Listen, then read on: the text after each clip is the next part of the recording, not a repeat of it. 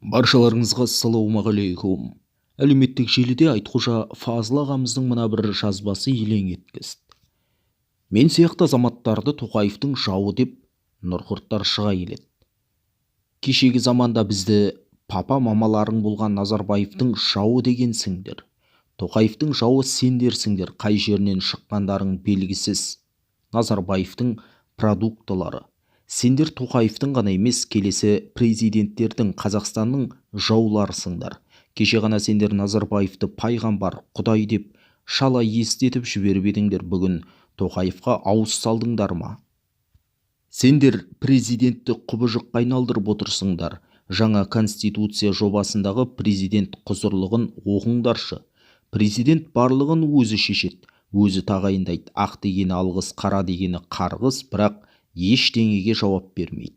Билігі шексіз. Сендер президенті Аятолла Хаменей мен Корея президенті Ким Чен Ынға айналдырмақшысыңдар. Азамат тарихында шексіз биліктің шексіз айуандыққа апаратыны жүздеген, мыңдаған рет дәлелденген.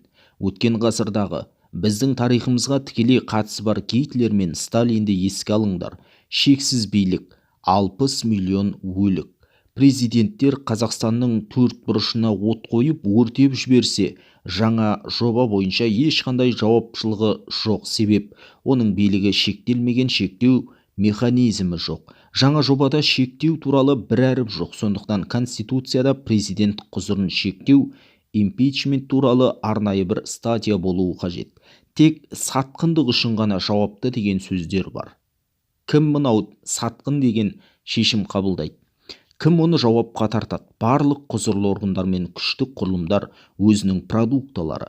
Асыра сілтеу болмасын, аша тұяқ қалмасын деп 1932 жылы партия нұсқауын қолдап 2 миллион қазаққа қара жерді құшақтатқан, 37-де анау Тройский, мынау жапон шпионы, олар ұлтшыл деп қазақ ғұламалары соңынан домалақ арыз жазып айдатқандар мен атқызғандар сендер сияқты қазақтар. Көйлегім көк, тамағым тоқ деп биліктің итаяғынан күн көргенге мәз болмаңдар.